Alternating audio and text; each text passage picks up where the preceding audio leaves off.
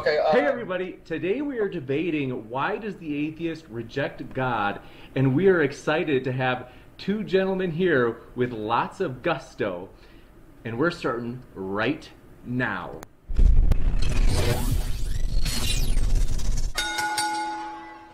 Okay. Very excited to have you here. So, everybody, we want to say first, if this is your first time here and you love debates, hopefully we'll get to see you again. Feel free to hit that subscribe button for reminders, and hopefully you'll be able to get to see these debaters, as both of them have got energy and passion. And so hopefully we'll be fortunate enough to get to have them come back in the future.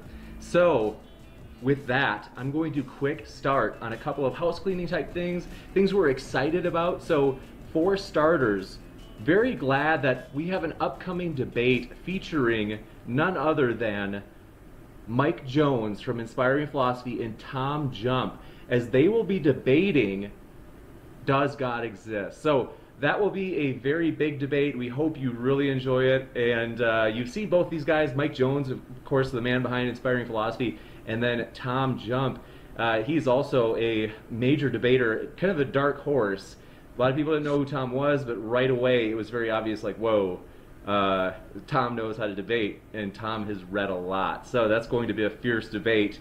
Next, we also wanted to mention, very excited about this new debate that we just booked. This is Kent Hovind versus Cy Gart. So they're debating, are science and religion at war? So I can assure you that is going to be a wild one. Cy Gart himself is a Christian, and so a lot of people have said, hey, every time you have an old earth person on, it's an atheist, and we want to see a Christian old earth person defend old earth. So we're very glad to get to have Dr. Cy Gart on. So a lot of fun there. Now, we also want to talk about something very special. That is today's debate. So, with our gentlemen who are on tonight, we want to make it very clear. Their descriptions are, or their links are down in the description below, right down there. See it? Okay.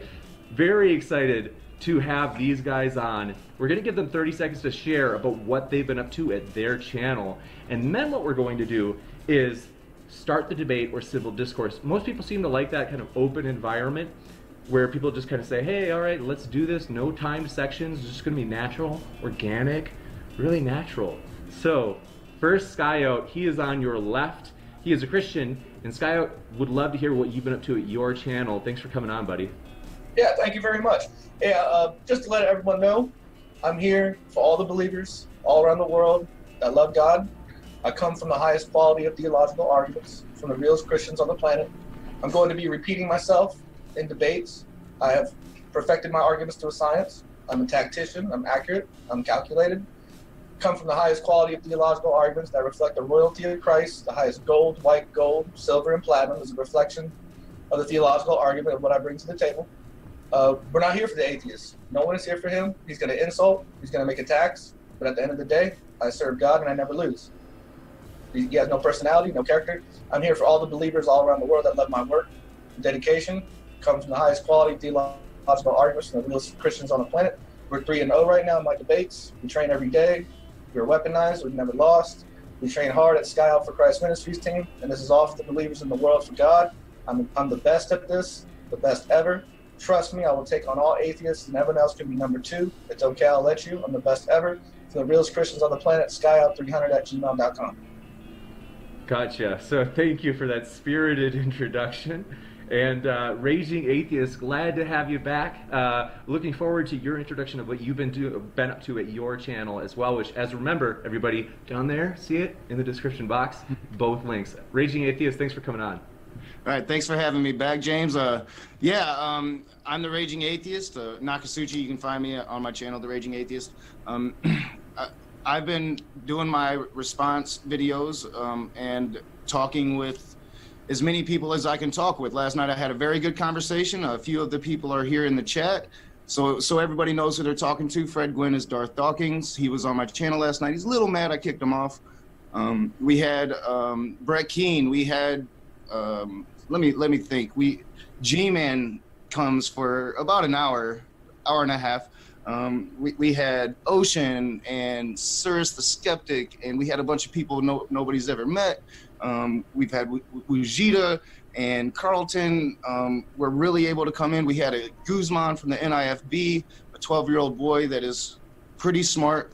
We had a great conversation with Brett Keane and his crew of Von Helsing and Sister Sunshine. I mean, it was a great conversation over 7.5 hours long. You guys can all come to my channel and check it out. I'm going to try to get it to where all that when the people show up, you'll know, but that might take a few days. Gotcha. That sounds like a wild bash at your channel last night. So imagine it was crazy. So yeah, it was great. We with that, and forgive me, I think somebody might have had a question, either SkyOut or Raging. If you had a question just as we started, sorry about that. Did anybody have a question about today for the format? I'm okay. Yeah, I'm good. Yeah, we can have a conversation, debate, whatever Scott wants to call it. I'm interested in his arguments. If he wants me to start, I'll kind of start based on what I think the debate's going to be about, or he can start. It doesn't matter to me. You bet. Okay. That was what it was that you were probably going to ask. I'm so sorry I didn't do that before. Okay. It's okay, James. We were both running late today. Thanks for your patience. All right. So, yeah, whoever would like to start, we will let the civil discourse roll. And again, thanks for being here, guys. Okay. If you want to go first, that's fine. All right. Well, my stance, why does the atheist reject God? There's plenty of reasons why I reject plenty of different gods, and they're all for different reasons. My main stance is that atheism is human's natural state. I do get in a lot of trouble from both sides of the community when I say things like that, but I think that I'm really basing it on at least the research that I've made. If you look back throughout, if you count ancient Homo sapiens, the hominids, human beings have been atheists for over 200,000 years. We have actual evidence to back that up. And it wasn't really, I mean, we say about 10,000 years ago, but to be honest, it was probably more like 8,000 or 9,000 years ago when we first believe that religion takes over, and it takes over because of the way humanity had started to develop really large societies. Cities came to a point where, it became impossible to know everybody in a city by name or face. And leaders of that city, of these societies, rose, and those leaders created religion in a way, in order to give themselves authority over everybody else. So, I mean, we have documents of that. It's, I believe they're called the Triton documents, were the first ones, and we found those they're about 5,000 years old. But that society was completely religionized.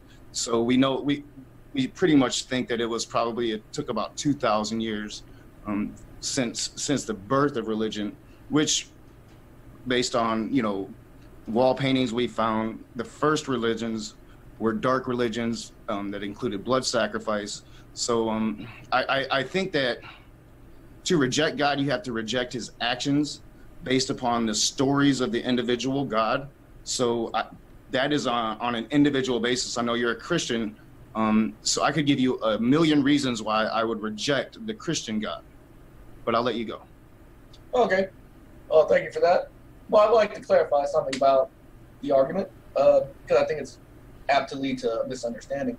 My argument is not that the belief in God is necessary in order to do good or live a moral life or be a decent person. The argument has nothing to do about believing in God. The argument is that without God, there isn't any absolute standard of right and wrong. Therefore, what you just said about evolution would be those moral values are just spins off of socio-biological evolution. So my point is that on the atheistic view, that's all moral values are. And I would say that you're unwilling to accept the idea that anything exists beyond nature. And that's begging the question in favor of atheism. That is presupposing that atheism is true without any good evidence. You have to be logically consistent. And a circular argument is when basically your only reason for believing atheism is true is that you already accept the conclusion. And that's what you're doing when you say that atheism is true. When you say there's nothing beyond nature, there's no supernatural. That's presupposing that atheism is true without any good evidence. So do you believe that atheism is true or false according to your worldview? You know, I am me. So people try to say that I'm agnostic, and it's like whatever. I am what I embrace atheism, but I give a possibility for a creator God. I don't think it's a very good possibility. I think it's pretty silly. Okay. Doesn't compare to me like with maybe the Big Bang Theory, other scientific modes of creation, evolution. But my stance is that I wasn't there, so I can't give you a definitive answer on that. My belief system is somehow we got here, and we have to make do with our lives while we're alive. And when it comes to morality, I just had a pretty heated discussion on that. I don't really want to revisit that, but yeah, I could give you reason after reason after reason why I would reject your God's morality. Okay. Well, could God exist in the knowledge you don't have? Repeat that, I'm sorry. Do you know everything? Could God exist in the knowledge you don't have? Oh, sure. Yeah, exactly. Yeah. I also often say, like, if you provide evidence of God to me, then yes, I'd believe. I probably, if it is that Christian God, though, I couldn't follow. Okay. See, that's what I mean by the presupposition that atheism, or the rejection of the Christian God, that unbelief, where unbelief comes from, that says not to believe in God.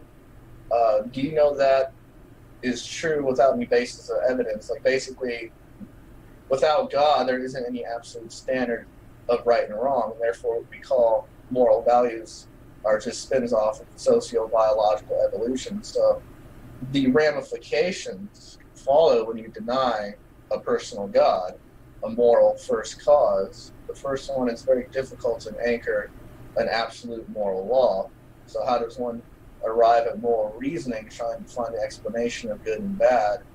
And basically, moral reasoning is the question of meaning, and how do we arrive at the reality of meaning, and what meaning do we really attribute to life? Are we entitled to our own definitions of meaning? I can tell you why I'm not an atheist. I'm not an atheist because I cannot find a rational, defensible way for moral reasoning. And the fact of the matter, at our core, we're moral beings. Those that deny God's existence, why do they invoke so much evil and suffering? On what basis? How do they even arrive at that? So basically, if you want evidence, the gods that you're speaking of are polytheistic since the ancient Greeks and ancient Samaritans, profoundly different from the God of the Bible. The ancient Greeks were created gods of this earth that came from this universe. The God of the Bible made the universe. So it shows you a little confusion on the nature of God. Could God exist in the knowledge you don't have? You said you did not be a Christian God. So could you give me an example of how God could exist to you? Well, yeah, sure. I mean, say, if God exists, he would have to be a being that could create this huge universe that we live in, right? So he would be so beyond our scope to even imagine what it is, that there would be no human way to place a description to it. So, like, if that master of the universe is a person that cares whether gay people are gay, or a person that cares whether I'm going to worry about his existence when he's never seen me, let me tell you what happens when you reject God. Nothing changes about you. Nothing happens to you. There is no change. You don't become a different person. You just no longer believe in that God. So, if there's a God, it would be so vast that Earth wouldn't even be on its radar. I mean, we know how, this universe is just so massively larger than they could have ever conceived 2,000 to 4,000 years ago when your religious ideology was first thought of. Okay. Well, it seems to be on, what is the result on the atheistic view? There's no God, there's no meaning, there's no purpose. So it seems to be on the naturalistic view, on the atheistic view, the result is ultimately destined to the destruction, heat, death of the universe. So that would be the result on atheism. As the universe basically expands, it grows colder, and colder in the universe, and its energy is used up, and eventually all the stars will burn out, all matter will collapse into dead stars, into black holes. There'll be no life, no heat, no light, only corpses of dead stars and galaxies expanding into endless darkness. So on the atheistic view, it seems to be on that naturalistic view, there's simply no moral dimension of what you're saying. So the things that you're saying, is that absolute, or the words that you're saying subjective, relative, and deterministic from Darwinian evolution by natural selection? I don't know. I mean, they're just what I think. I don't pretend to be any scholar. I get torn up when I say that. But I'm just Nakasuchi, man. I think about things, and I just reject it. If it doesn't make sense to me, I just reject it. Like my concept of a God would be somebody that just, if he even cared about us at all, would only care about actions, not worship. Like such a being would not care about one civilization worshiping him or even thinking about it. I think it's, as I said, it's something that were created by people trying to rule societies and give themselves authority. I pushed no merit in it whatsoever. So, you can say I'm coming from a basis of no morality, and I would say that it's the same morality that I always had when I was a Christian. I'm the same person. I just ever evolve as every human being evolves. We all change throughout our life. We can only represent ourselves for who we are. And I'm proud of who I am. I embrace being an atheist and take the heat when people say I'm agnostic. I am who I am. Yeah, that's fine. But when you speak about your atheism, what Christians are trying to say is that you're appealing to an absolute logic, and that's what Christians are saying. Well, not my videos. Maybe if you might be speaking of other atheists. I just rage. I don't. Okay. I just rage. That's what I do. Sometimes I rage about the right things. Sometimes I rage about the wrong things. I try to make it entertaining. And then I have my live conversations where I try to have real conversations. But I just rage, man. Sometimes I'm nice and sometimes I'm not. Right. So if I showed you evidence for God, what Christians are trying to say is that you would not be able to recognize it because you don't have a foundation for truth. All you know, truth could be a dream, right? Well, it would have to be significant evidence. It would literally have to be like an angel appearing before me for me to see it with my own eyes. Or somehow proven in, like, I don't know, an elaborate, I don't know, but I would accept it. It would have to be acceptable to my worldview. I wouldn't reject it out of hand. I'm often curious. Like I think Brett Keane just sent me a whole long list of links, told me to check it out. And Brett Keane is Brett Keane, but I'm still going to check out everything he sent me. And I actually really like Brett Keane now. I despise the guy. I really enjoy talking to him. And I'm going to enjoy talking to you too, because I think you're genuine. So yeah. Thank you. Because to me, on the atheistic view, and I do appreciate you saying that, on the atheistic view, wouldn't you say that you're presupposing that atheism is true without an absolute standard of truth? So, well, I already laid out why I think that atheism is true, because I think it's our natural state. I laid out how for 200,000 years, human beings on this planet did not have religion. It's only within the last 8,000 years, 10,000 if you want to gift them a couple thousand, so it was always how we were. And we see how easy it is to indoctrinate, say, children into these religions. I just spoke with a child in a very respectful conversation last night who's deeply indoctrinated into these. It's so easy to push these religions on children. I think that's why all religions do it. And it's very easy to become indoctrinated. Okay. So basically, when you do you think it's morally wrong to have sex with animals? Yes, I do. Yeah, we went into this last week too. I got in trouble for this. Yeah, right. But basically, when you say it's wrong, is that absolute? Because there's no God on your view, right? So how is that wrong? There's no God. I don't. Well, and as it was hammered home at me, the answer to this is consent. The animals consent. And after a really lengthy conversation with Ocean, who's in the chat right now, I've come to that, yes, it absolutely is about consent.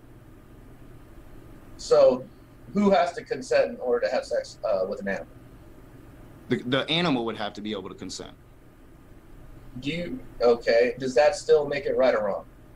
If the animal, and this was where I had an issue with it at first, and with the good conversation and actually thinking about the issue, I came to the conclusion that yes, if a sheep could give its consent verbally, if that could happen somehow, who am I to stand in the wishes of that sheep or that human being?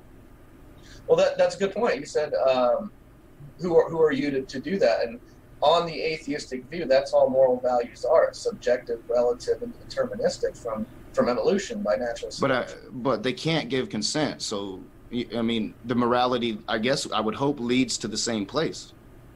But see, when you make moral judgments yourself, like this is morally wrong, you're acting inconsistently on your own worldview because there's no God. How is having sex with animals wrong? Because there's no consent involved. Okay, let's say there's no consent involved, but there's no God. So let's say there is no consent. Is that still wrong? Yes, because yes, it's still wrong. I mean, we're gonna go around and round about this. I know some people really want me to start raging, but I'm trying to be on good. I'm gonna be on good behavior today.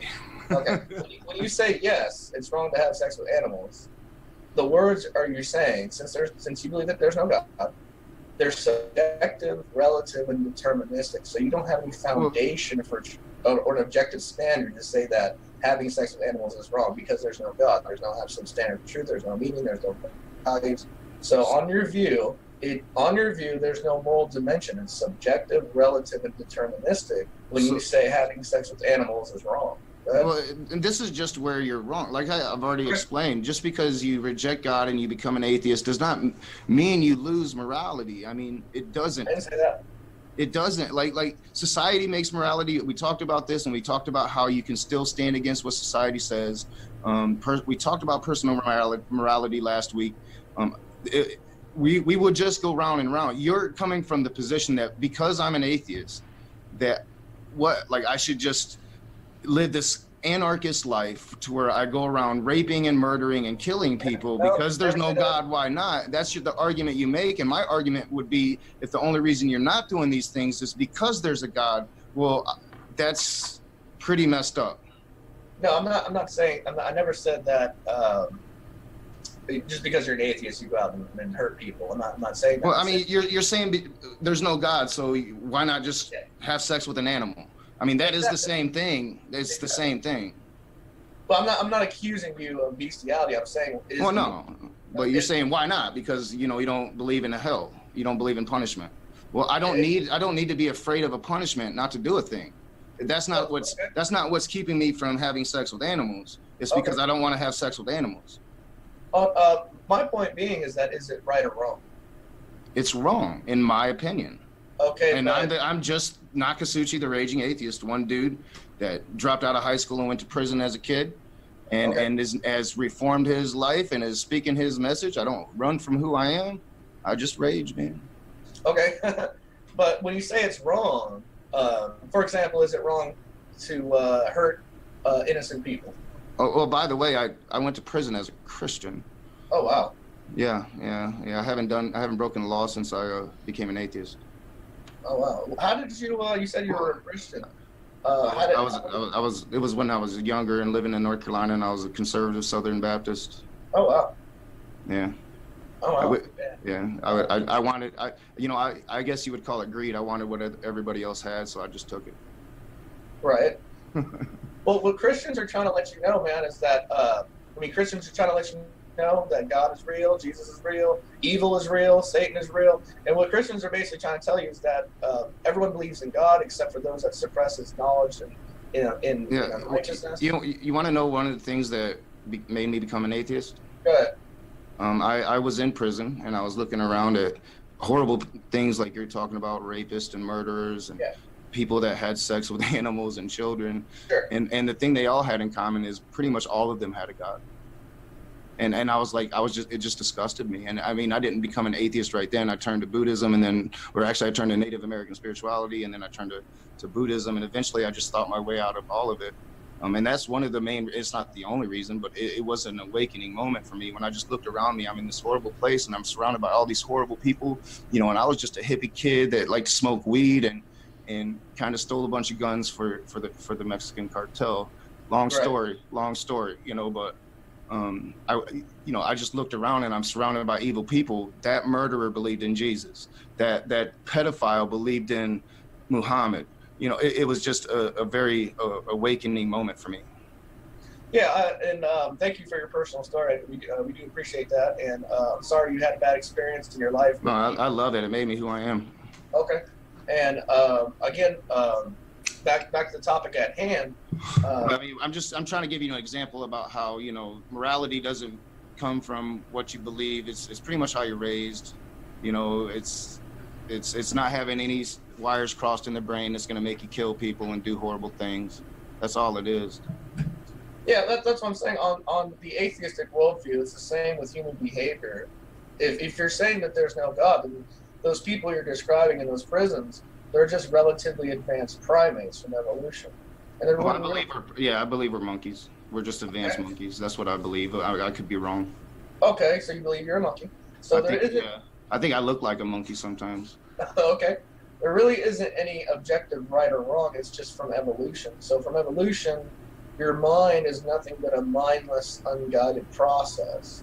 Well, I think there's something special about our minds. I just can't put a word to it. I think it's what sets us apart, and it's how we've come to dominate the planet where no other animal has been able to do so. Okay, so basically, you don't know if it's wrong to have sex with an animal. You don't know that. I already said I know it. I know it deep within my heart that it's wrong to have sex with an animal. Okay, when you say you know it's deep in your heart, but there's no God, how is that wrong? Because God has nothing to do with it. Like I said, it has, and this took a discussion for me to come to the same conclusion everybody was throwing out to me when I didn't answer this last week, that it is consent. It is consent. Because I was like, yeah, I mean, even if the sheep could say, yeah, fuck me. Sorry, James, I wasn't gonna cuss. Sorry, okay. But yeah, have sex with me. You know, then I was like, wouldn't it still be wrong? But then I just started thinking about it. I'm like, well, maybe it is to me, but because I'm not attracted to a sheep, but who am I to stand in their way?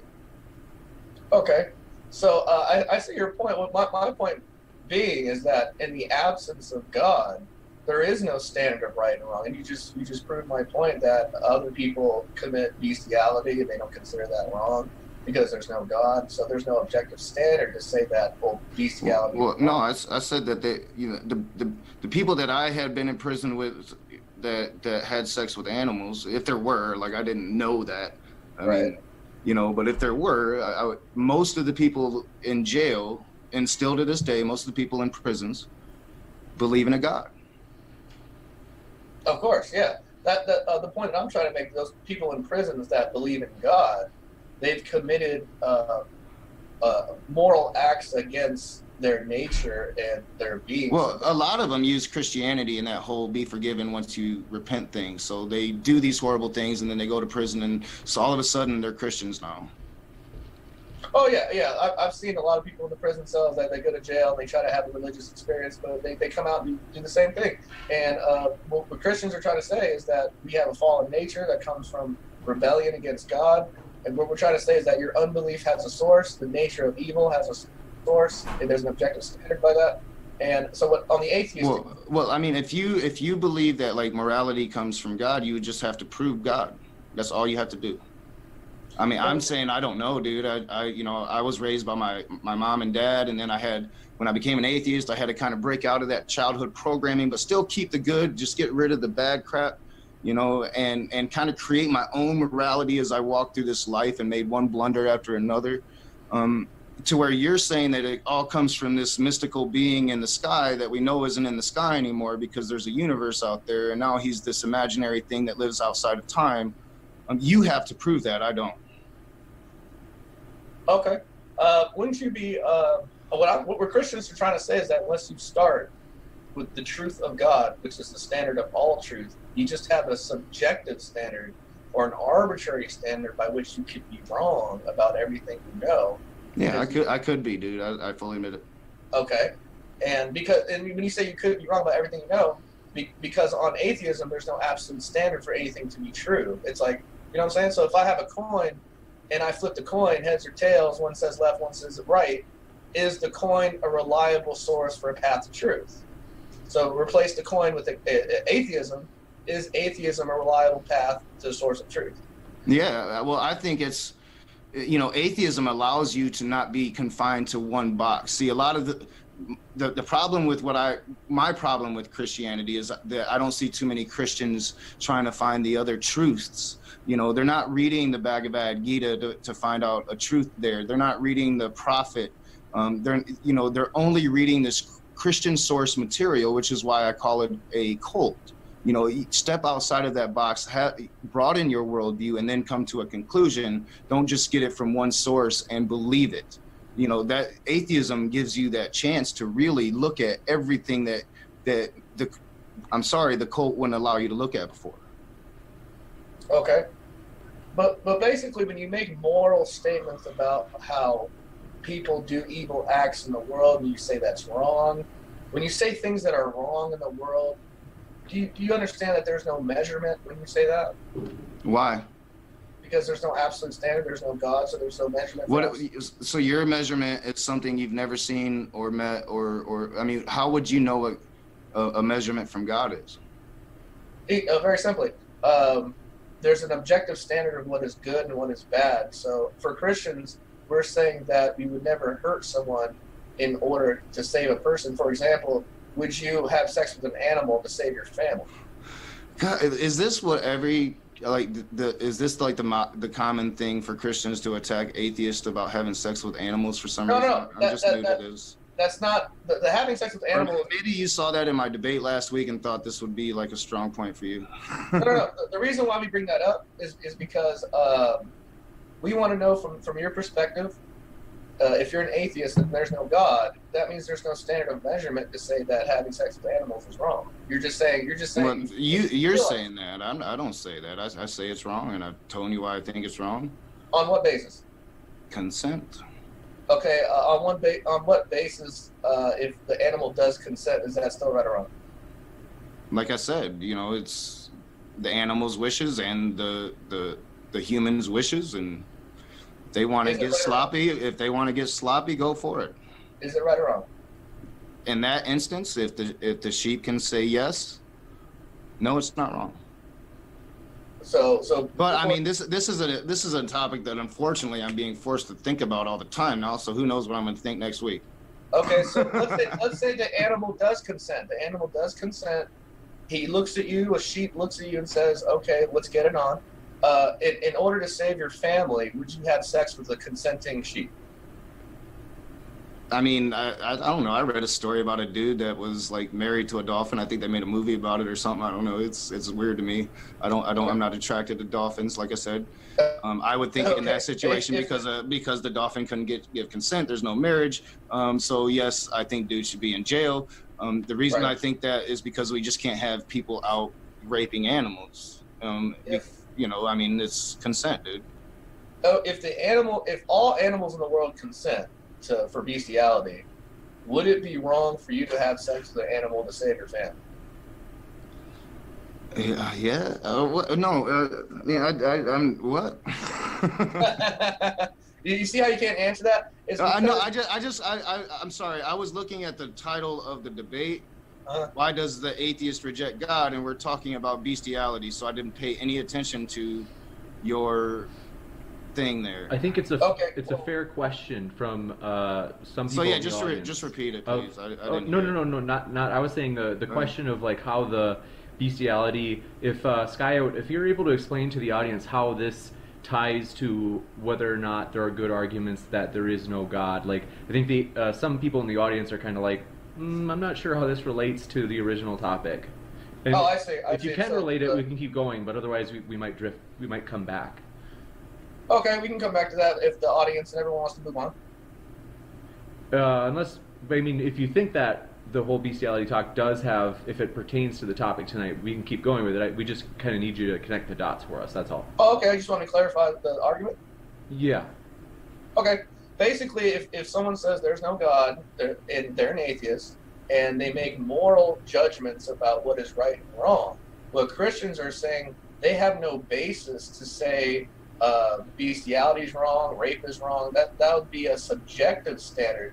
And so when you abandon God and moral reasoning, it's a contradiction in terms. That's why you couldn't answer the question if the animal gives consent, would you have sex with the animal to save your family? The only reason we're saying that because... No, I didn't answer the question because I didn't hear it. I was literally reading the topic of the debate. Okay, that's cool, man. So what was the question? Well, basically, you don't have an absolute standard to say what's right or wrong in the absence of God. And that's what Christians are trying to say, that without God, there isn't any absolute standard of measurement of what's wrong with bestiality. So therefore, what we call moral values on your view is just spins off of sociobiological evolution. So there isn't any absolute standard. There's no God, there's no meaning, there's no purpose. So having sex with an animal is not wrong because there's no objective standard, there's no God. What Christians are trying to say, if there is a God, it's absolutely morally wrong to have sex with animals because God exists, which means moral values exist. So when you say that that an animal consenting to have sex is okay, and you advocate for bestiality, then you don't have a standard of measurement to say it's right or wrong because you don't believe in God. So your foundation for truth is built. When did I advocate for bestiality? When you said that you would have sex with an animal if it consented. I did not say I would have sex with an animal. Why is it wrong though? I clearly said that. There's a misunderstanding. Sorry, Raging. He's not trying to paint you as a pervert. It's I think there's a misunderstanding there. I mean, I didn't say that. I said it would be okay for another human. I said I'm clearly not attracted to animals, so I wouldn't have sex with an animal. But it wouldn't be wrong to be attracted to animals because there's no God, right? If there's consent, it wouldn't be wrong, I guess, because the animal could give consent. Okay. God is not in this picture right now, to me. You're the one putting God in human sex with sheep, not me. Okay, we can move on from that if the audience doesn't want to talk about that. But what we're trying to say is... Please, I don't want to talk about it no more. Let's move on. You can ask me whatever else you want. Okay, we can move on. So the atheist, basically... what we're trying to say is that sometimes the atheists, they will assert that there is no proof for God. So my next question for you would be that the only problem, as an atheist, as your experience, you cannot logically make the claim that God does not exist. So that in order to state that there is no proof for God's existence, the atheists would have to have all alleged proofs that exist in order to state that there is no proof for God's existence. But, okay, go ahead. Since you cannot know everything, you cannot logically state that there is no proof for God. At best, you can say that all alleged proofs you've seen, they haven't worked. But you can even say that believers, there's no proof for God's existence because of believers. But again, this means that there is a possibility of a proof or proofs out there that you haven't seen yet. So basically what we're asking you is that, is there a proof possible out there that you haven't seen yet that can convince you of God? I've already answered that there probably is a lot of truths out there that I haven't seen yet, and maybe I'll change my mind next week, and maybe it'll be in 20 years. I highly doubt it'll be in my lifetime. Fairly certain I'm going to die as an atheist, because it's not that we don't have proof. It's that we have rejected the proof your religion has put forward. That's what it comes down to. Okay. That's the rejection of God, is rejecting everything we were told about that God throughout our lives, breaking out of that childhood indoctrination, breaking out of that childhood programming and rejecting it because it's not true once you actually research outside of that box. Okay, when you say the research out of the box, your very statement, when you say researching out of the box, your very statement assumes what you're saying is true, because you are appealing to an absolute standard that you cannot account for, but deny. I don't claim to have all truth, no. I claim to know what I like. The atheism, to me, was asking questions, because when you write stories, that's how you come up with your stories, as questions, at least for me as a writer. So I just started asking questions, man. I just, and the more answers I got led me to different conclusions. And I'm a person that loves to read. I'm a person that loves to do research. I'll sit here behind my computer all day long and be happy doing it. But you say you sit behind your computer and you're happy doing it. Well, I mean, that's not what I'm saying. I could do that all day long and be happy. I'm not saying I do that. You know, okay. I do work a full-time job and I have a child and, you know, all this stuff. When you say that you can sit there and be happy and everything, would it be no problem to you that on your view, after you die, nothing happens on your view? Is that true or false? Like, there's no heaven, there's no hell? Yeah, in my opinion, when we die, it's probably non-existence, just like it was before we were born. Okay, now how do you know that? I don't. That's what I think. So you could be wrong about that, right? Sure. Okay. I've often said, dude, I wish I could believe in an afterlife. My mom's dead. You know, I would love to see her again. I would love to see my grandma and grandpa again. You know, this is the fantasy that the afterlife comes from. When you say that you could be happy in your room and everything behind a screen, and then you say that when you die, nothing happens, wouldn't that make life meaningless? No. It actually frees you because you don't think you have an eternity. You only have this life. So it freed me to break away from trying to write stories that were never going to get published because the world is changing, to start speaking to people here on YouTube. Yeah, when you say it frees you, but again, the end result on atheism is that you rot in the ground, you rot in the grave, there's no afterlife. So when you say it frees you, how does it free you to know that you're going to die and then that's the end of your life? Wouldn't that make life meaningless? No, it means that you try to do everything you can while you're here to make what impact you can. But why do that if the end result is the same? Because, like I've already explained to you, when you become an atheist, you don't change. You still have the same passions. My passions are everything to me. My daughter is everything. Why would I want to just go? You know, I love seeing her grow. I love writing stories. I love talking to people like you, man.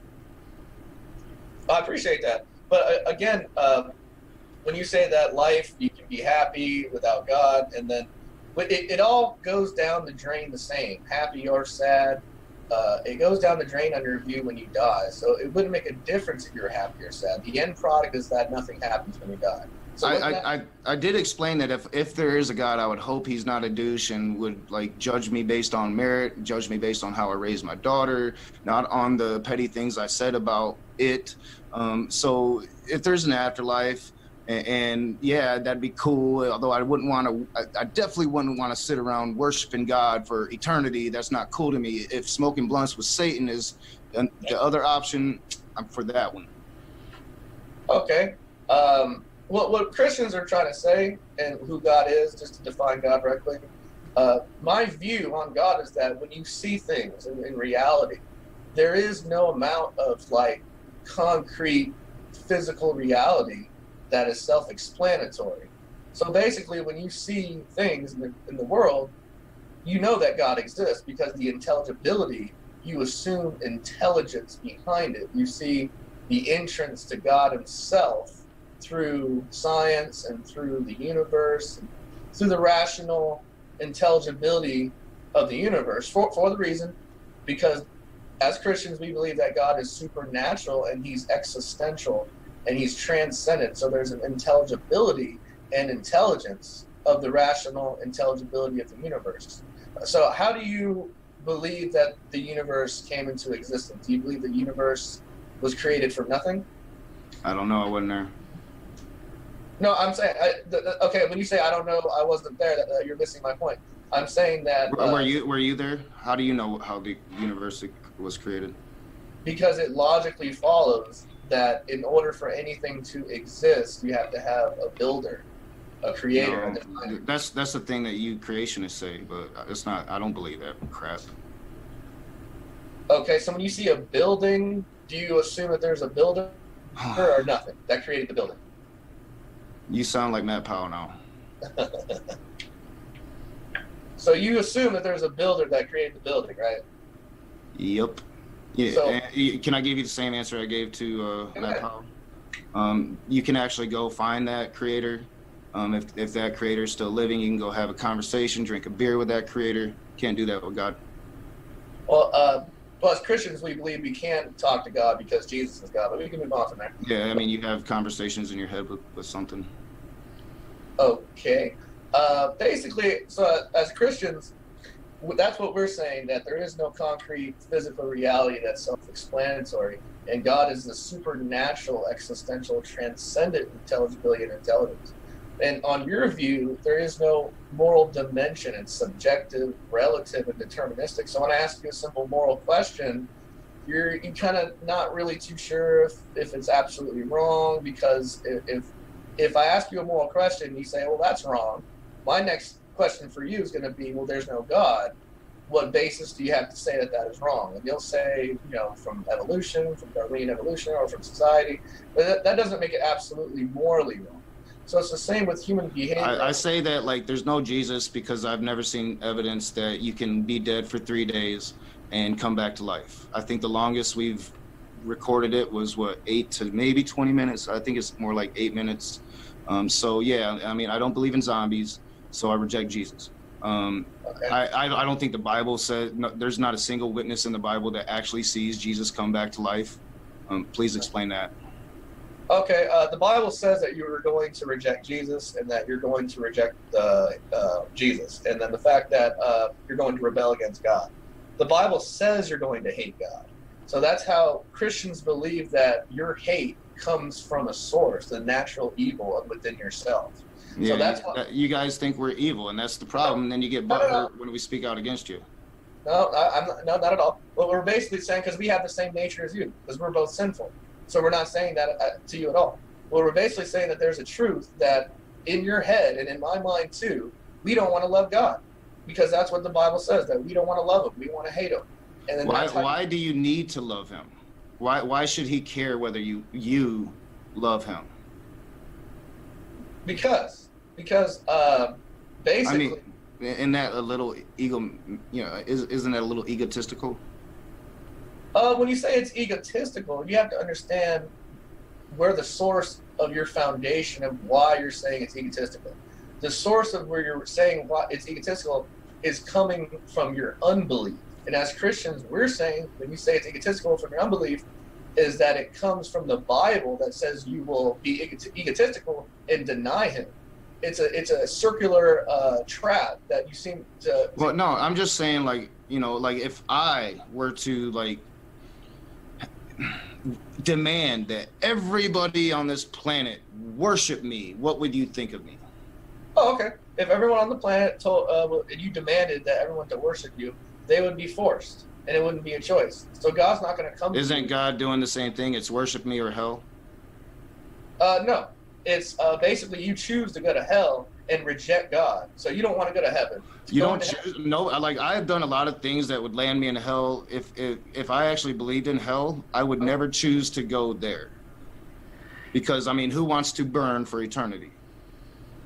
Okay, you say you would never choose to go there, but yeah, that's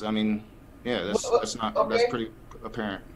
So if someone hurts somebody, now if it's smoking blunts with the devil, I'm down for it.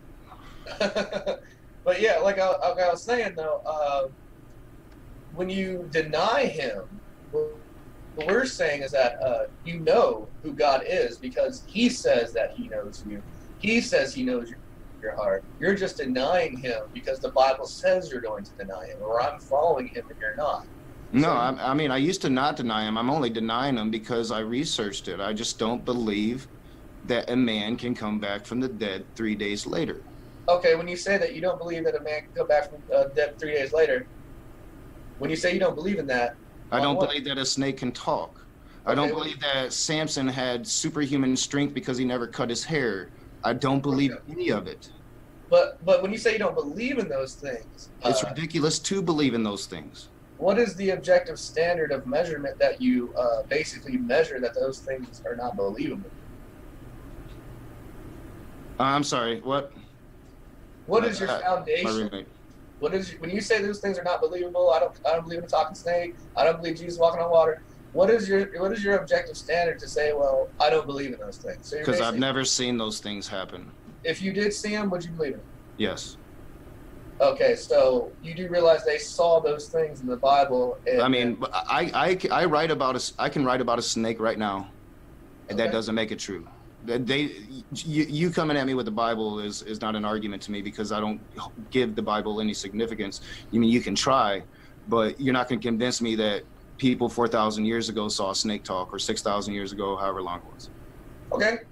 When you say that you don't believe that the snake talked to you about 3,000 years ago, do you know how the Bible is true? I can tell you, it's very simple. Go. Your very statements, the very statements you say, it assumes a standard of truth exists, therefore God exists. So you can't account for your own logic, because without God, I can tell you about logic, but you can't account for logic in the absence of God. So truth conforms into the mind of God. It conforms into reality. Your questions assume the truth of my claim. And when you ask for evidence for God, the evidence assumes truth, which is a precondition of knowledge. A knowledge comes from a source. That's why I asked you,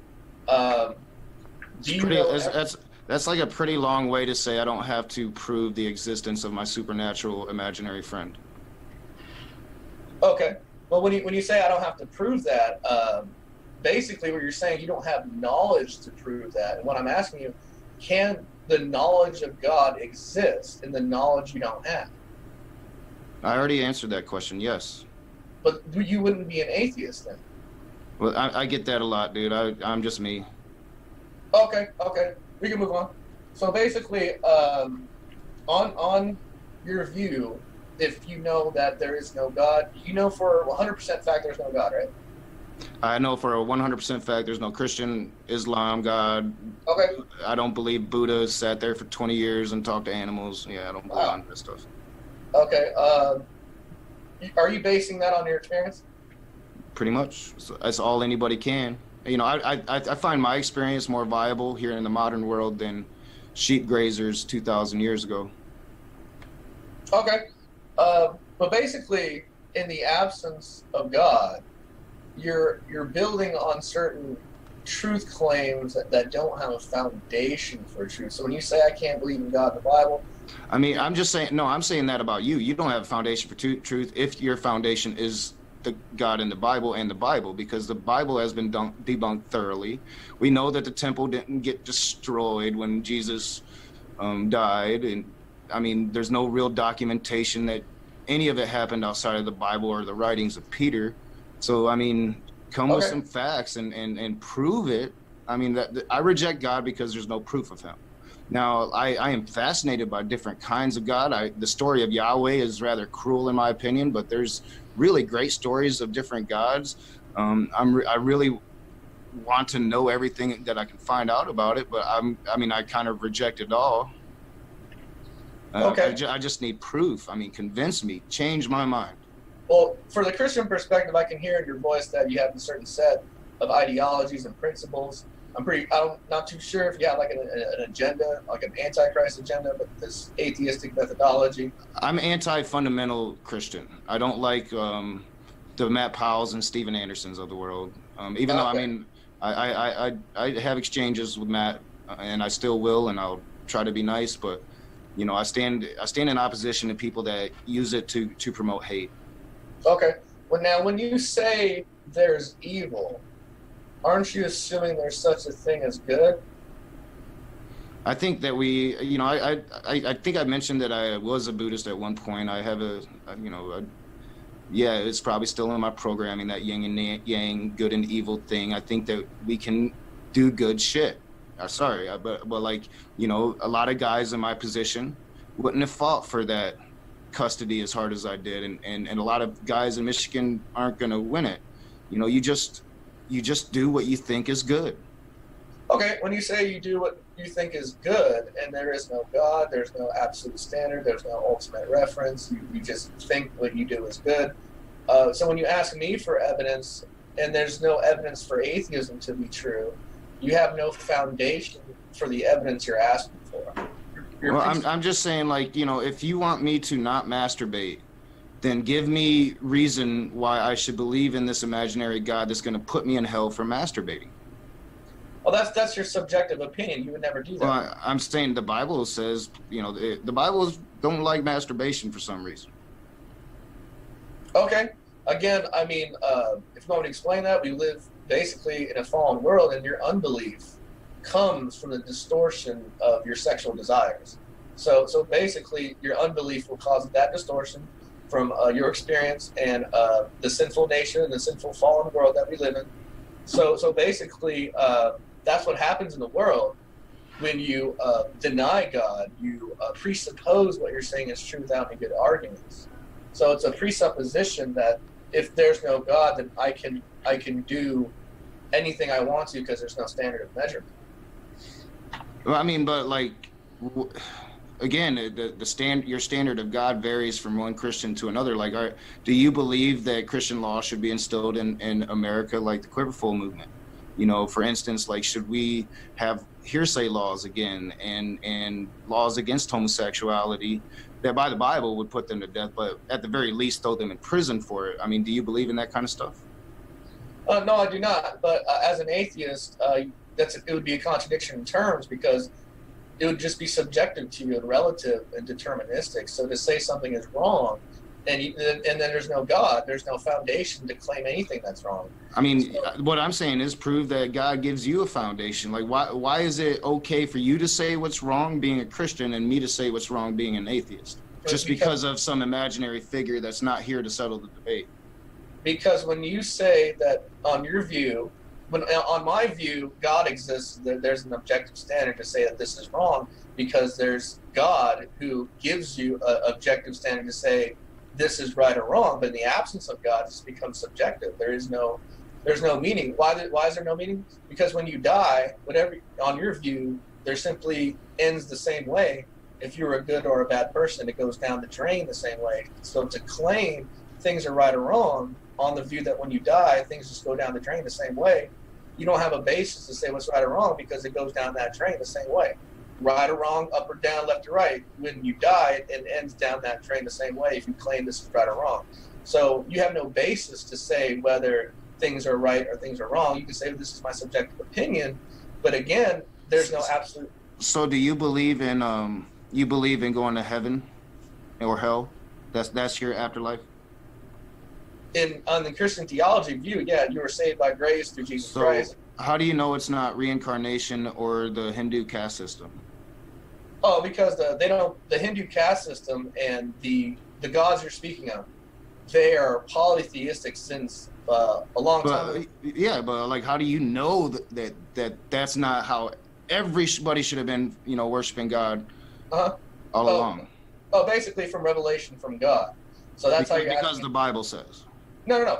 From the actual revelation from God. So God talks to you personally. Like you've spoken with the big man himself. From revelation from God. Yes, through his word. You get revelation. I get revelation from God, and so can you. Can you predict the future? Can you prophecy? Those are not consistent with revelation. So what is revelation to you? Just like some voice in your head that tells you what's what? It's not.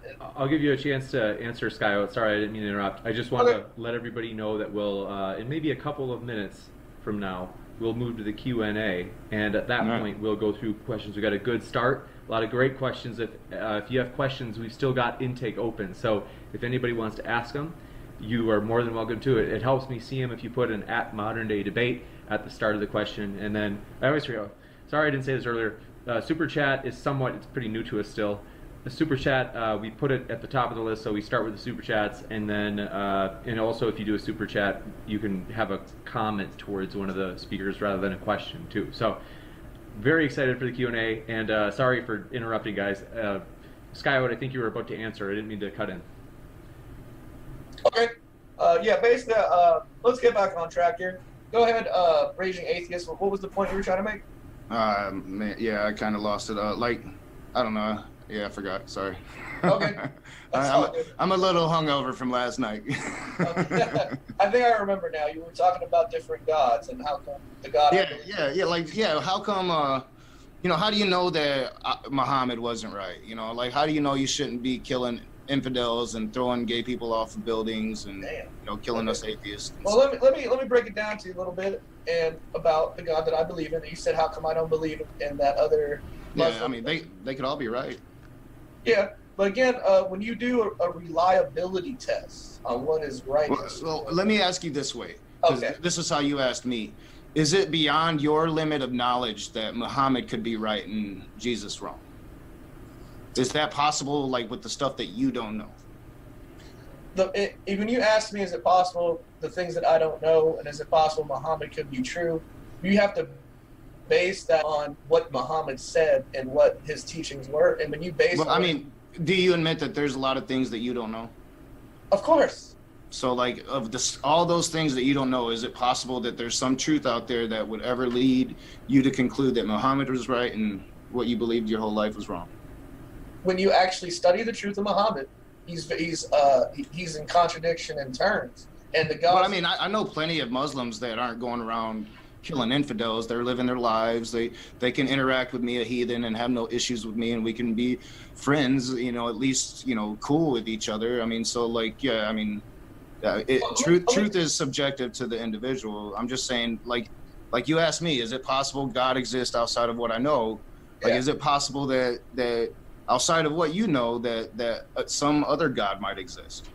Well, when you say is there another God out there that may exist and I don't know about it, the Bible claims to be 99%, 5% accurate than any other religion on this planet. The biblical manuscripts, the reliability of the Bible, it is 99.5% accurate than any religion on this planet. Jesus died for your sins. No other God. Muhammad did not die for your sins. So how is the city of, and I always get the city name wrong. I always call it Tyre, but I think it's called Tyre. How is that city still in existence today? Oh, that's a prophecy within Christian theology. The city of Tyre. That's a prophecy that did not come. I mean, we know that the biblical flood didn't happen. We know. I mean, that your Bible's been thoroughly debunked, in my opinion, time and time again. So to say this like 99.5% accurate is kind of outrageous. Yeah, but again, you might say it's outrageous, but you have no basis to say or no foundation. I'm just saying that we've disproven everything in it. What's your basis to say we haven't disproven everything? On my basis would be revelation from God. A personal revelation from God. So this thing in your head telling you this stuff. No, that's your definition. Your definition is the thing in my head. That's not the definition of what the Bible says. Well, I mean, I've come in actual evidence, like Matt Powell had this thing about seashells on Mount Everest, so I researched it. He's like, this proves a global flood, the Bible's right. And then I researched it, no, it kind of proves natural climate change and that this world is so old that, maybe as early as 50,000 years ago, a certain part of the world flooded, but that was like 50,000 years ago and not 4 like the Bible says. Yeah, which is basically you already said that whatever Matt Powell says that. Well, I'm just giving you an example of how we've disproven, the biblical flood. Okay, but again, when you say that we've disproven the biblical flood, on what basis do you say that we disprove it? Since if there is no God, we know the whole world wasn't covered in water, and it didn't happen 4,000 years ago. It happened like 50,000 years ago. The Bible says 4,000. It happened 50,000. Yeah. Yeah. Again, when you make these, wouldn't you say that when you make statements about the Bible and you make statements about the biblical theology, we tackle this a lot in my last debate with Scholar Fiction Show. We tackle all these texts that you refer to. I watched part of it. I meant to watch all of it, and got busy last night and didn't have a chance. But yeah, that's why I was pretty sure that me and you would at least have a good conversation. It wouldn't be a bunch of screaming. Yeah, absolutely, absolutely. We tackle the flood. We tackle slavery. We tackle rape on the other Scholar Fiction Show, especially in part 2. So we tackle this. It's not what you're saying. It's inconsistent because you're misusing and abusing the text. But we do no, I just say what I read in the King James Version is what I use. So, okay. I mean, I just say what I read and how most people would interpret that and how people have throughout history used it for justification of atrocious acts. Okay.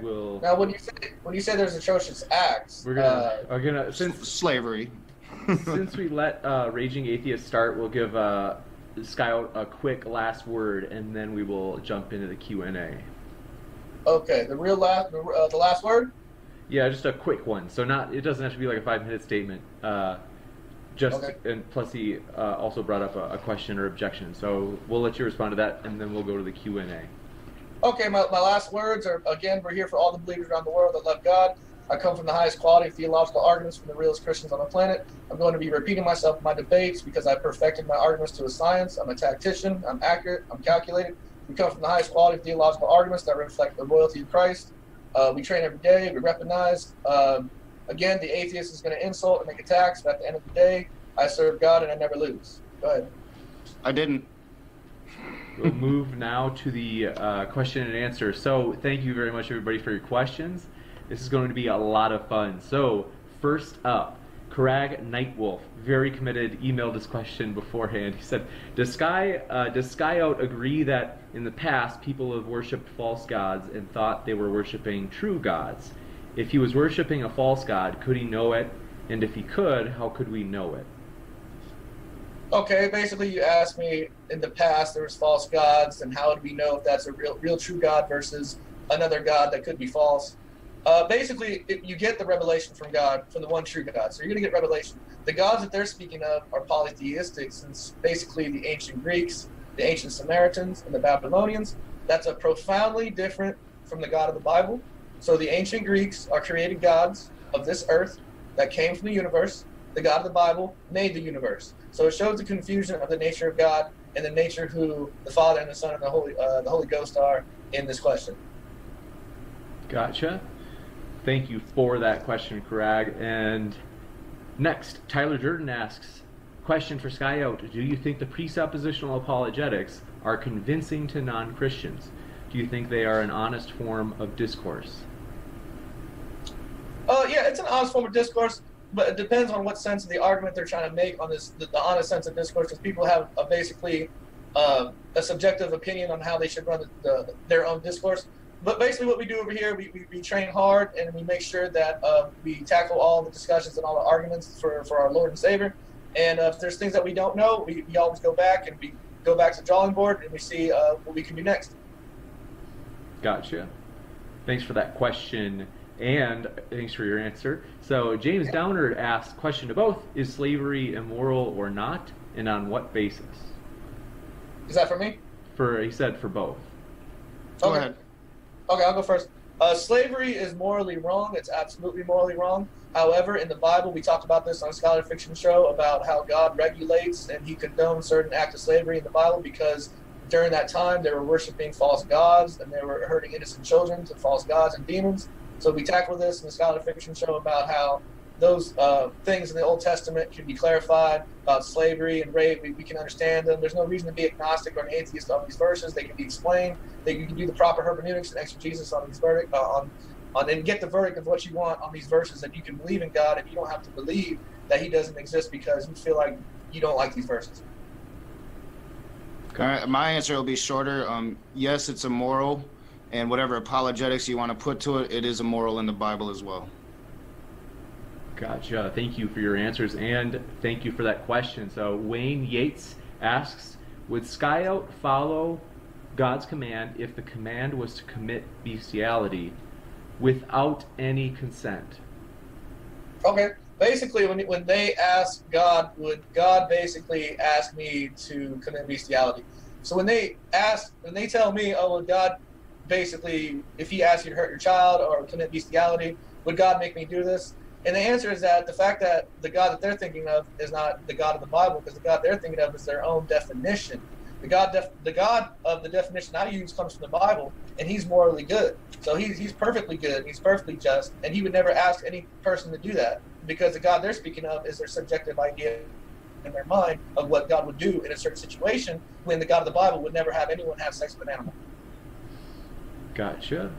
Next up, we have Karag Nightwolf. Yes, does he agree that we cannot know anything to be true until we put God first?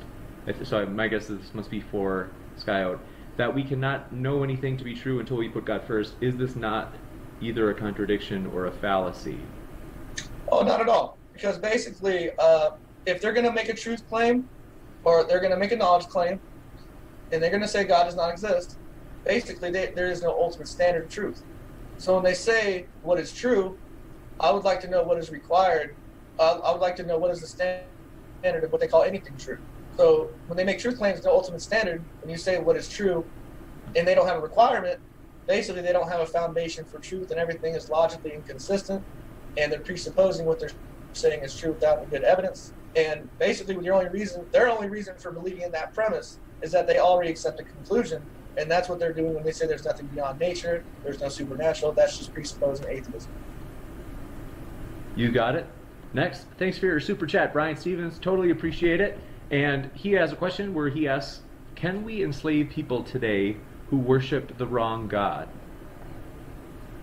If basically that happens all over the world, and that has nothing to do if worshiping the wrong God. Basically, we live in a fallen world.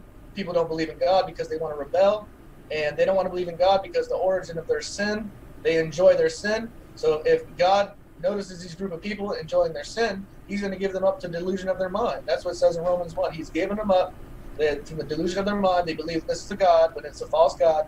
And it doesn't justify anything on these small group of people on an island to commit acts believing that they have a God that doesn't really exist.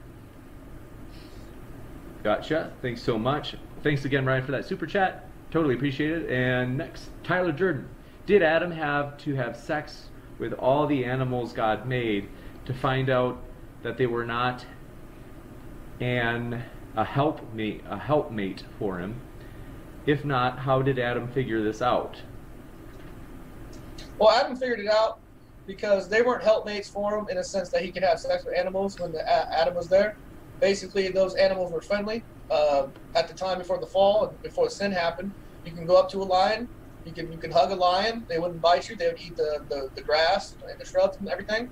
So basically, in this situation, that's what happened in the Garden of Eden. There would be no sex with animals or no contingency on Adam having sex with animals or anything like that. Gotcha.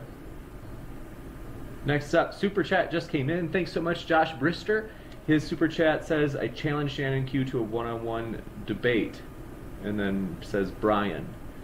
So, don't fully understand. But maybe he's trying to make sure Brian saw it. I don't know. So anyway, thanks, Josh Brister, for your super chat. Next, we have Tyler Crag Nightwolf. So, we just read that one. That's embarrassing. Okay, we got another one. John Williams.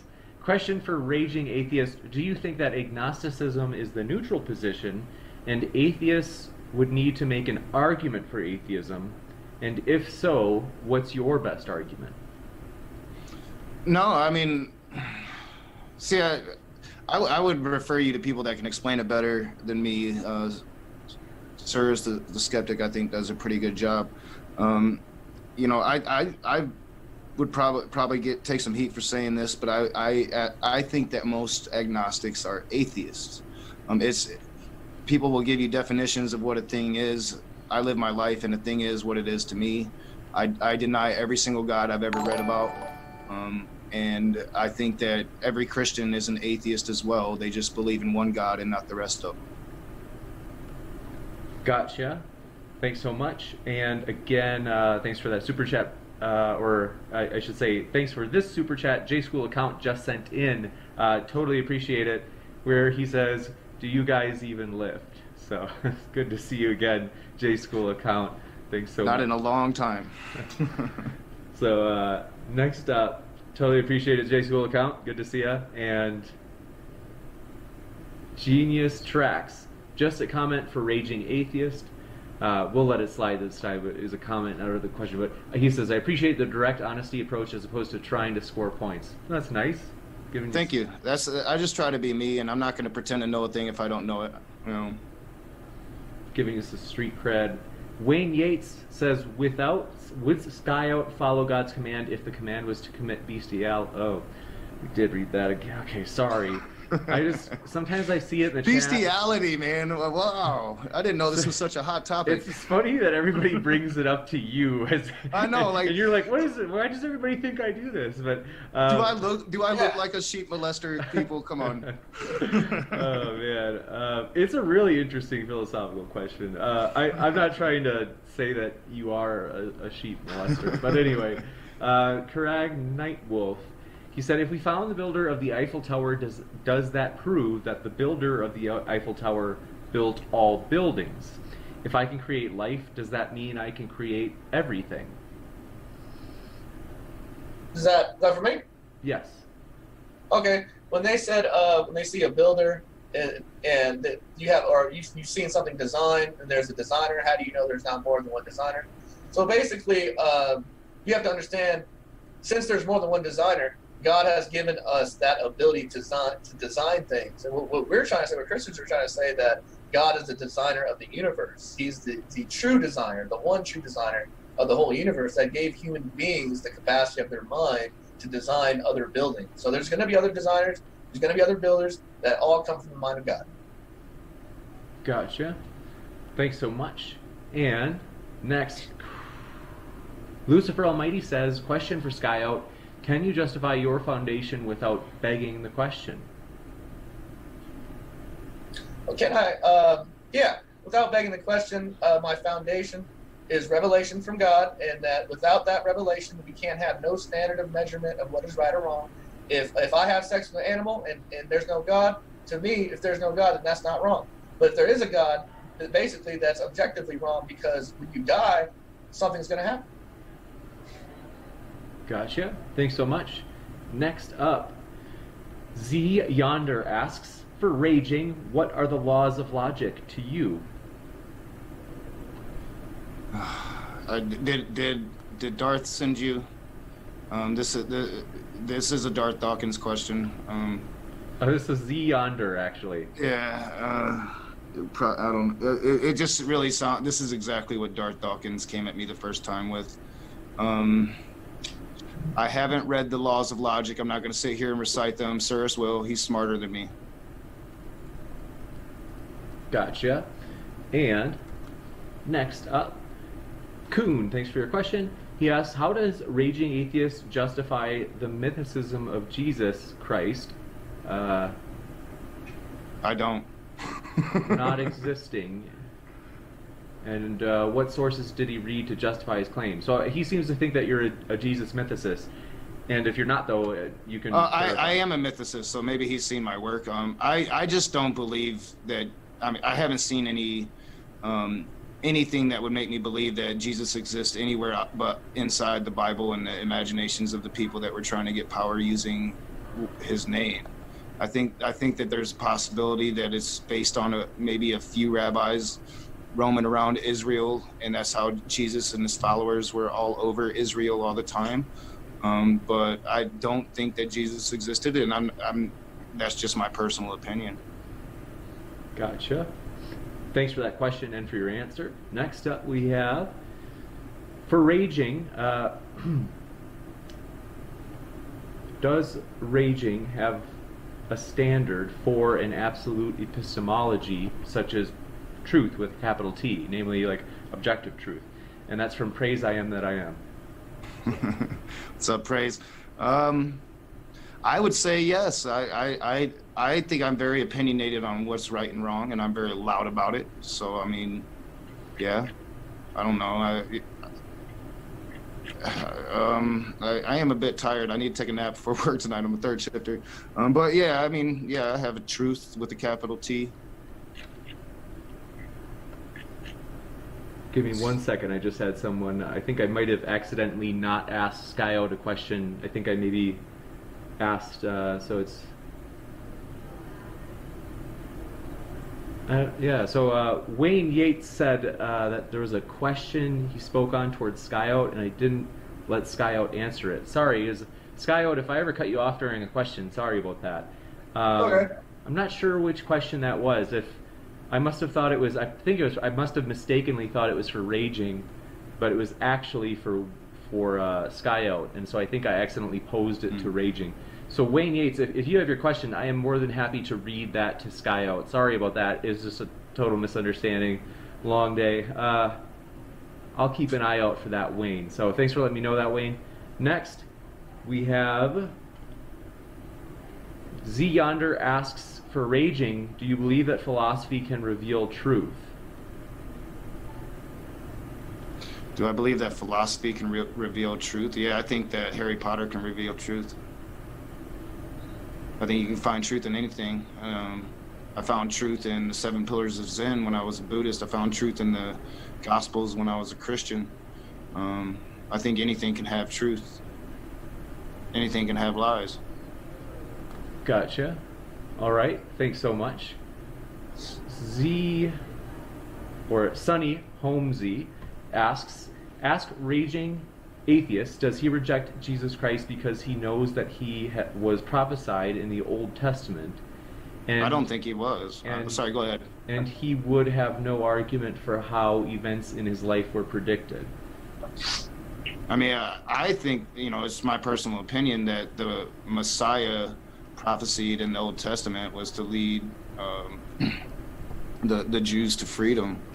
I don't think that it ever said it would be the Son of God. I think that's a Christian thing. So, yeah, that's my opinion. Or, I mean, and that's based on what I've read of Jewish lore, but I could be wrong. I'm no scholar on Jewish lore. Gotcha. You bet. And very excited to ask this one. This must have been the one that Wayne mentioned that I accidentally, I think I posed to Raging, or maybe I just asked it, but somehow I didn't give... the bestiality question. I just assumed it. I think we probably just assumed it was for me. So the question, though, was for SkyOut, and the question was, would SkyOut commit bestiality without consent from the animal if God commanded it to be? I think I did ask that one. I think it was worded slightly different, but maybe I didn't give you a chance to respond. Maybe I accidentally cut you off or something. Oh, no, it's okay. Basically, when they ask something that would God do that's morally wrong, it shows that when they ask me that question, would you have sex with an animal if God told you to? Basically, their definition of God is not the definition of the Bible. They have their own interpretation in their mind who God is.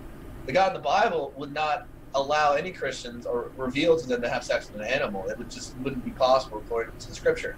So when they say if God asks you to have sex with an animal, or if God asks you to hurt your children, or God asks you to do immoral acts, the God they're thinking of is actually Satan. Because God would not allow you to do immoral acts. He is the true nature of good. He's the perfect goodness. So those type of questions wouldn't apply to his nature. Gotcha. Okay, I think I remember that answer from before. Okay. So thanks for the question, Wayne, and thanks for your answer, SkyOut. So Tyler Durden asks, if God gave all seed-bearing plants to man for his food, why do some herbs poison us to death? Is this an instant of the Bible being factually incorrect? And he says that Genesis 1:29 is where it said that all seed-bearing plants were for man for food. Yeah, all the plants were there. They were for food. Some of them were poisonous. Obviously, the poisonous ones, they weren't there before. They weren't there before the fall. In fact, everything was perfect before the fall. So right after Adam and Eve sinned, you're going to have many things basically poisonous to you outside of the Garden of Eden, because sin and wickedness is now rampant after they committed the sin against God in the fall. So my response would be that even the animals were evil, and they would attack you after the fall. So basically, these shrubs that are poisonous is the result of sin and wickedness from Satan. Gotcha. Thanks so much for that question. Satan's a powerful man. You bet. So next we will go to, by the way, I have to mention something funny. It was in the chats a long time ago, because we have Lucifer Almighty in the chat, and then we have another one that says like Lucifer will be punished. And so someone suggested jokingly one day that we should have those two debate. But so it's Lucifer Almighty, and then the other one's Lucifer will be punished, if I remember right. So I always thought this one. Okay, Wayne Yates asks, would oh wait, we got that one. Okay, great. Tyler Durden asks, if God... Okay, we got that one. That's embarrassing. Okay. MZ asks, could you please ask SkyOut if the lions ate grass and started to kill other animals when man sinned, are they going to hell, or can they redeem themselves? And then says also, high rage, wink face. What's up, MZ? Okay. Basically, the animals, before the fall, did not have the evil desire to hurt other animals or other people. So basically, evil, and basically what Satan did was cause a distortion in the Garden of Eden and had things that became evil. Basically, what happened in the Garden of Eden is that the fact that Adam and Eve, they sinned, and the result of that sin had creation and everything afterwards in rebellion against God. So you're going to have animals that are basically not going to eat the grass anymore because of the fall and evil. They're now going to try to eat flesh. And that's what the Bible talks about, different types of flesh and different types of how animals, they're not going to be saved because their flesh is not like human flesh. So God identifies the categories of what kind of animals they are and how we're made in the image of God. Gotcha. And so with that, we have nailed all of the questions. So thanks so much for your questions. They're really interesting, always fun. And want to remind you, first, I want to say on behalf of myself, thank you to the debaters for coming on here. We're honored to have you guys. This was a deep and interesting conversation. And then also want to say, hey, their links are down in the description. I could see, like, right down there, I could almost reach down and grab them, like, pull them up here. But so we are glad to have them here. And with that, we are excited for these future debates. We wanted to ask, too, for anybody, the debaters as well, if you have ideas, we're happy to hear them. Does anybody have a debate topic suggestion, something new that people would really enjoy? Because we definitely enjoy what we've done, and at the same time, I got to be honest, I think most of, like, probably all of our best ideas come from, like, other people, like the live chat or debaters. So we are happy to have any question, or I should say, suggestions, if you guys have those suggestions for debate topics. I would love to have a debate with Ben the Baptist of the NIFB. So if he ain't a coward, come and talk to me about your new independent fundamentalist Baptist movement. Gotcha. What was the name of that person? Ben the Baptist. Ben the Baptist. You bet. I wouldn't. You don't want to look him up. It's pretty hard to watch. Gotcha. Totally appreciate that. It's an interesting one. And then let's see. Oh, CW asked, this would be a good debate topic, a pretty interesting one. Why do some Christians support Donald Trump? So that's actually a really, it'd be super interesting to do, like, have one Christian that does and one Christian who doesn't, and they can give their arguments for what. Oh, that's great. You guys have got great ideas. Thank you very much, Raging and CW. So with that, let me know if you guys have any ideas as well. In addition to these, just throw them in the comment section. I'll check them out, and I'm stoked for your guys' ideas. This channel has just been so blessed by everybody else just giving great ideas and all your support. So once again, thanks to the audience and thanks to the debaters. Any last words from the debaters before we say goodbye? I'm good, man. Again, we do this in my debates. We train every day. I've never lost. Basically, we come for the best theological arguments ever. And again, we're not here for the atheist. He's going to make insults and attacks, but at the end of the day, I serve God and I never lose. Yeah, I thank you, SkyOut. I'm glad that I didn't insult you, and I'm proud that I was able to be yet another loss in your belt, or that I was able to lose to such a great debater. Thank you. Yep. So we appreciate you guys both, and we hope you have a great night. What's up, guys? If you like my video, hit that thumbs up, subscribe to my channel, share me on your social media, comment in the comment section below, hit the subscribe button, watch what's next, watch what YouTube recommends for you, tell all your friends how crazy Nakasuchi is. I'll see you soon.